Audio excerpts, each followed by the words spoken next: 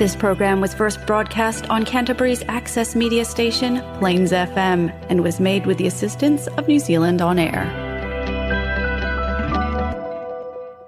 It's time for Emergence News on Plains FM 96.9, citizen-made radio.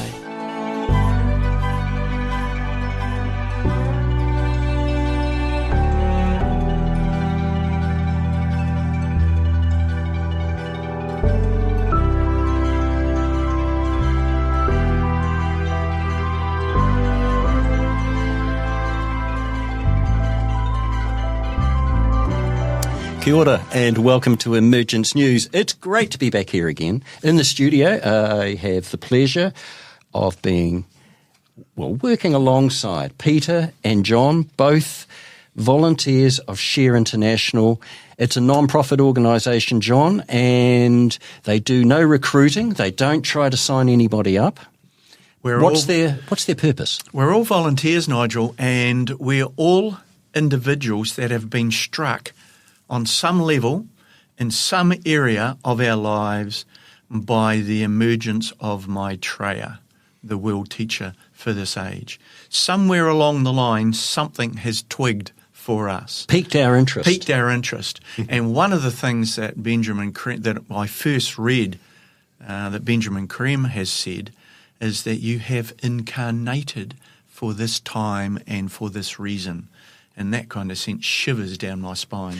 On a previous podcast, Peter, you actually described it as we were all clamouring to incarnate at this time. Soul level, this is so true, yes. And definitely wanted to be here. There's obviously there's something like 60 billion souls allocated to this planet. And, of course, to get here is an important issue. Because basically we need this experience to fulfill the plan of God. And of course, there's only 8 billion, and I say only carefully, but there are 8 billion on the planet, but there's actually, another 54 waiting for their turn. Yeah. Isn't that an interesting idea, isn't it? It's an interesting concept, isn't it? So actually, listeners, if you are here now, it's a privilege. It's a privilege that you have wanted desperately to grasp. And now you're here, you're watching Netflix. And that's right. And we're coming... And eating chewing gum and popcorn. Come on. Get with the program. Now, Emergence News. So we've given you a hint of what the program is about. We talk about who is Maitreya. And I suggest that you listened to one of our previous podcasts. Particularly, there's one called Maitreya the Real Story. And we released that one 7 months ago. Yes. It's on our YouTube channel, or you can check it out on the Plains FM website or the Share International New Zealand website. And the identifying Maitreya's teachings on the problems of humanity. We talk about that a lot, don't we, John? The problems facing humanity at this time. Nigel, they're man-made. The problems facing humanity are man-made. We can't blame God. There is no external force arriving on this planet and doing bad things to us. No matter what Hollywood says, there are no aliens snatching us. That's a good point. All of our problems are man-made, and I mean man as in the race. But I'd have to say, war appears to be a particularly male-dominated domain, doesn't it? And I'm convinced that if our political and economic leadership were female, then we would have a whole lot less violence, a whole lot less war. No mother wants to see her son go off into the trenches. No, but fathers seem quite comfortable with it. You know, as soon as that drum starts banging and the flag starts waving. Yeah, I'll train my son to do the same. Yeah, by sending my boy off. He'll be fine, honey. And meanwhile, mother's sobbing in the kitchen. Yeah. Or contemplating breaking his legs so he doesn't go. And this is exactly what my second wife, Fran, said to me. She said, if that was the choice, she said, I'd break his legs so he couldn't go. Wow. Tough woman. Yeah. That's a big call. We also explain the art of self-realisation. Now, you both, speaking of previous podcasts, you both reviewed a book called The Art of Living. Is it a Benjamin Creme publication? Yes, The Art of Living. I've got it right here in my hand. Gosh, that's a bit cosmic, isn't Isn't it? And you two both did a couple of podcasts reviewing that book. Mm-hmm. Check those out. It's really interesting. Benjamin Creme, he was inspired, literally, wasn't he? And he's in his authorship. Yes, and he's got a humorous. He's Scottish, and he's got that dry. He's got that wicked sense of humour, almost incendiary humour, you know. But also, what I like about his books is a lot of them are question and answer. So that's how they've compiled them. They're actually compilations, often from talks, and so it's a chatty, easy to read, very pragmatic approach. Very accessible to the spiritual life. Yep. Other things that we cover on this program are examples of signs that indicate Maitreya and the hierarchy are externalizing. Okay, gentlemen, quickly, examples of signs. The water, Lakota water, and that's a blessed water, and it certainly has a tremendous effects. And actually, if they measure it at mechanical level, it's I think one of them is 9% lighter than the standard water, and so it has been enlightened. Example. Sort of cleavage, polarisation, the polarisation that is going on in the world today between, you could say left and right, I prefer to say me and we.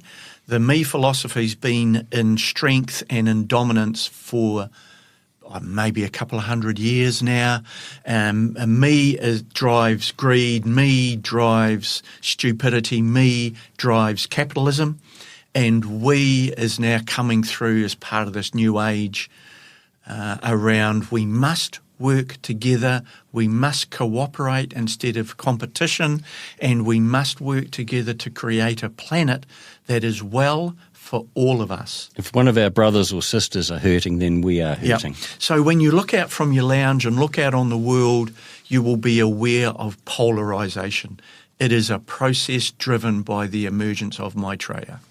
We also provide on this program information on the ageless wisdom teachings. Okay, in a couple of sentences, Peter, what are the ageless wisdom teachings?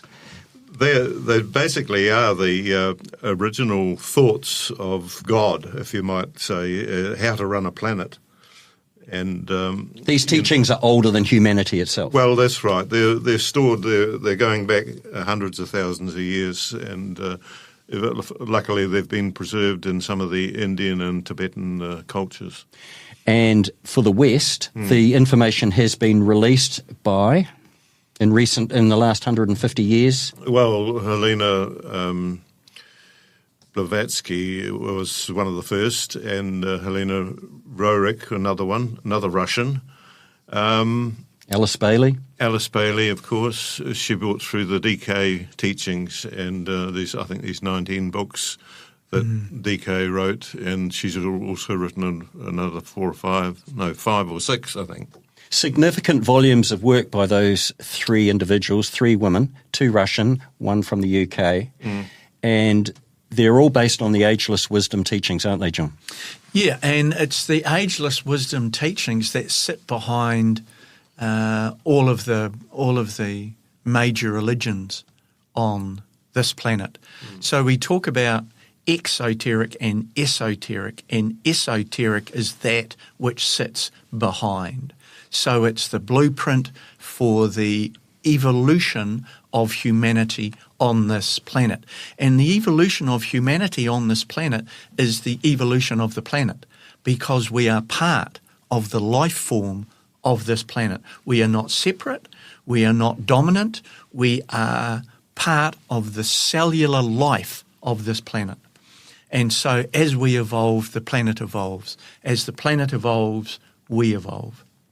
Also on this program, we present information on transmission meditation. Now, why, Peter, do we talk particularly? Because we know there are dozens and dozens of different methods of meditating. Why do we talk about the transmission meditation? What is so effective about it? What is the opportunity it provides? It's effective because we're using the science of triangles, and which enhance the experience that we link together, and it is much more potent. It's actually controlled by the masters, and we just have to hold our attention at the Ajna Centre, and the guidance that the masters actually guide it to where it's needed, rather than we trying to envisage peace in the Middle East or something like that.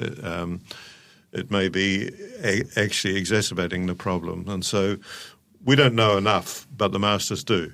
Well, I remember 10, maybe 12 years ago, my wife and I, we had been meditating for 20 years, and we took a break. And then I got itchy feet. I needed to start meditating again.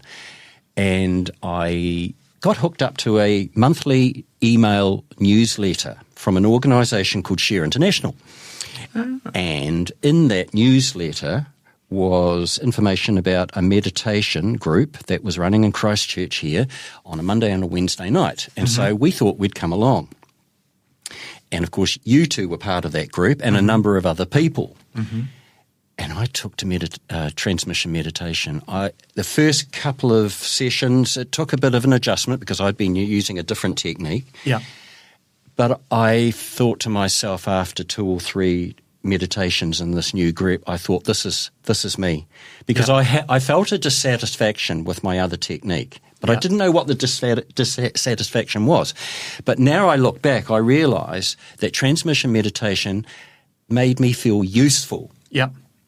Because I was making a contribution. I didn't need to do anything except concentrate on my Ajna Centre, and the work is done for me. I'm just a vehicle for the greater good, and boy, that appealed to me. That's interesting because I learnt Transcendental Meditation, TM, in 1986, and when I encountered Benjamin Creme's teaching and the talk that he gave in Christchurch, Peter, that you organised, and I started transmission, I had already done the TM City program, which was the flying program, right? And it's the powerful technique that TM teach. And as soon as I started transmission meditation, I went, woof, this is powerful. This is for me. This is amazing. This is for me. I still do my TM daily, but this transmission meditation is powerful, and you can feel the energies, sometimes, not always, flowing through you. The thing that really appeals to me about transmission meditation is that when you're in a group and you're getting set up and you're getting ready to meditate, the masters know that. And they know that because we say the great invocation, which is, woohoo, I'm ready to go, right? And then they look at the individual members in the group. They look at your ray structure, your energy structure, and the state of your individual chakras, and send energy through you that is beneficial for you and humanity. But it's scientifically accurate. Yes, but it's energetic, and a master is looking at you to do this. Now, when you look at the spiritual life that humans have practiced on this planet, they've done some appalling things to get to the feet of the master.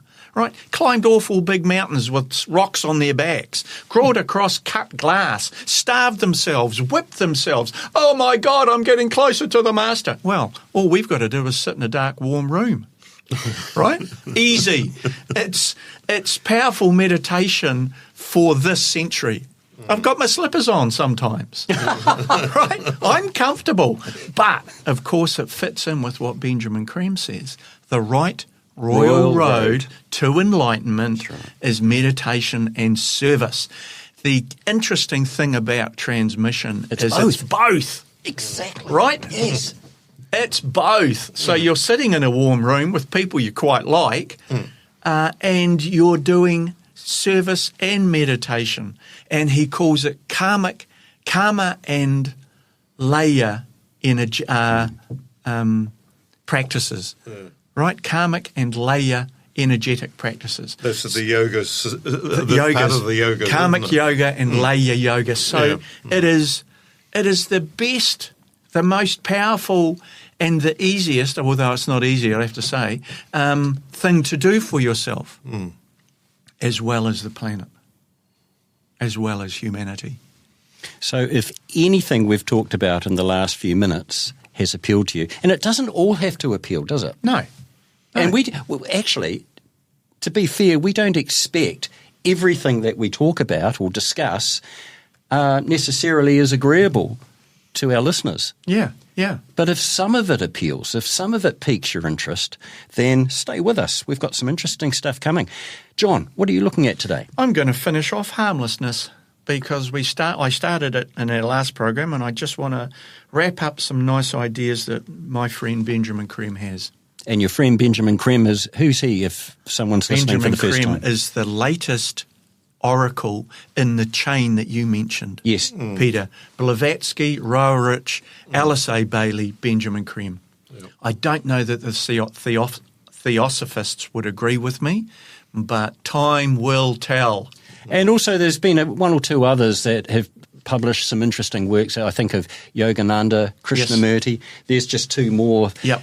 You wouldn't do you any harm to read any of their publications. In fact, when I got into TM, the TMers were passing around Yogananda's book, The Autobiography of a Yogi. Yeah. So I started reading that, and that really shifted me as well. And of course, Benjamin Creme's book. The first time you read that, it's gobsmacking, isn't it? Yeah. It's beautiful. Yes. It really is. It's a good way of describing it. Yeah, nice. And Peter, what's on your agenda today? I'm going to have a look at the overview effect, a vision of interconnectedness, and it's they're talking about the astronauts when they go up into looking at our planet from up there. And how it changes them. And how it changes them. William Shatner, he talks about that. How old is he? He's about 91. Oh, he's 136, I think, because when you're in deep space like he was with Star Trek, you don't age the same. So he's probably 300 years old. Yes, well, of course, he went into space, didn't he? Are you talking about Star Trek or something else? I'm talking about real life. Yeah, he got the opportunity to go into space, and he came back, and all he could feel was the greatest sense of sadness. Oh, yes. It was it shook him up, because he realised he had been promoting all those years on Star Trek a message which he doesn't actually think is applicable anymore. Oh. We need to be looking after this beautiful blue planet, and he realised when he was out there that he shouldn't be out there. He should have his feet firmly on the ground on that planet, and there are other priorities that are more important than being rich and famous and going for little holidays in space. And as we know, we won't be allowed on any other planet. This is our planet. So, Elon, if you're listening, you won't be allowed to go to Mars. My friend, you've got to stay here and clean up the mess with us, the rest of us. You are with Emergence News. Our pleasure to have your company. Over to you, Peter. Thanks, Nigel. The Overview Effect, a Vision of Interconnectedness by Andy Morgan. This is from Share International. After interviewing many astronauts, author Frank White coined the term overview effect in 1987 when describing the profound changes in consciousness after a spaceflight experience of viewing Earth from space. As White put it, there are no borders, no boundaries on our planet, except those that we create in our mind or through human behaviours. All the ideas and concepts that divide us when we are on the surface begin to fade from orbit and the moon. The result is a shift in worldview and identity. A great fallacy has grown up on the people of Earth in the custom of dividing into many parts that which should never be divided.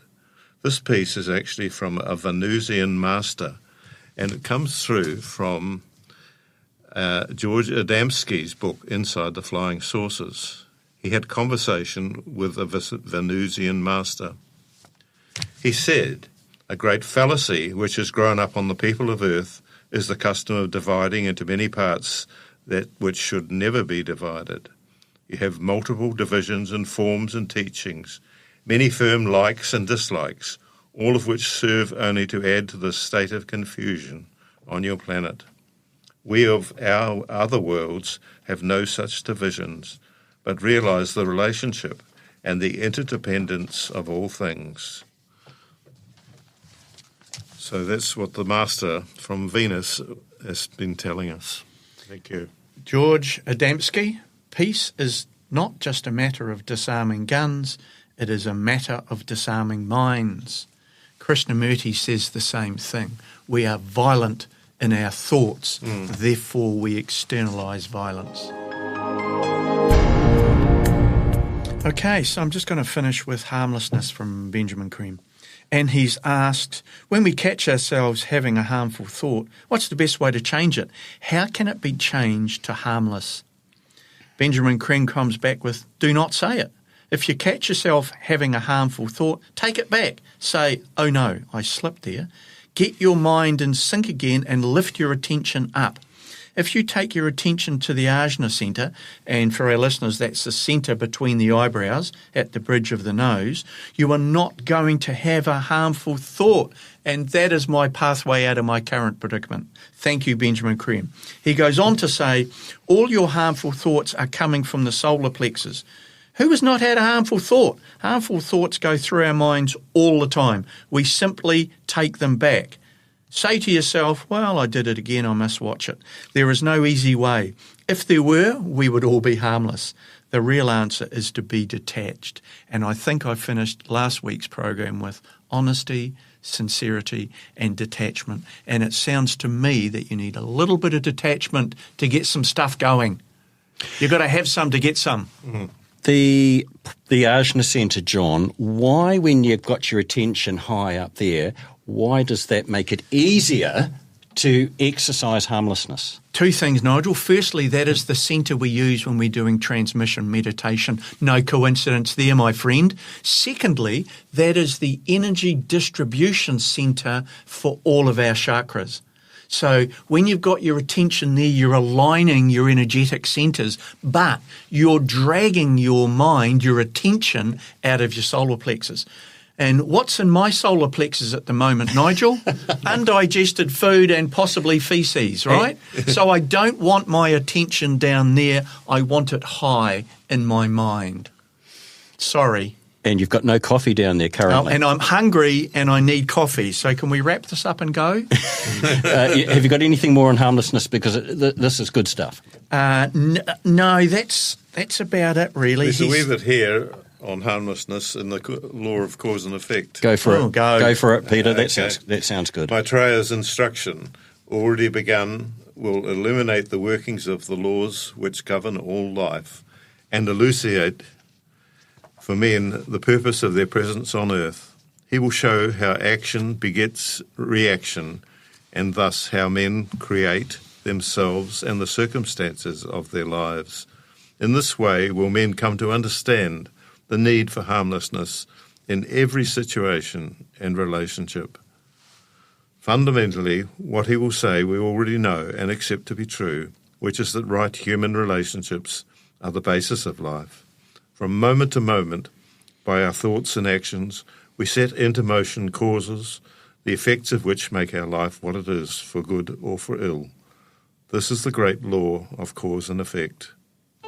All this information can be found on the Share International website, www.share-international.org, and also don't forget the podcasts, which are available on the Plains FM website. We welcome your comments, questions and feedback. Please contact us at emergencenews@gmail.com.